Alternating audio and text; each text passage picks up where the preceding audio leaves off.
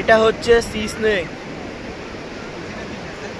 প্রচন্ড হাই, মানে এর বিষের পাওয়ার অনেক বেশি। মোটামুটি 35 থেকে আধ ঘন্টার মধ্যে মানুষ মরে যাবে যাকে কামড়াবে।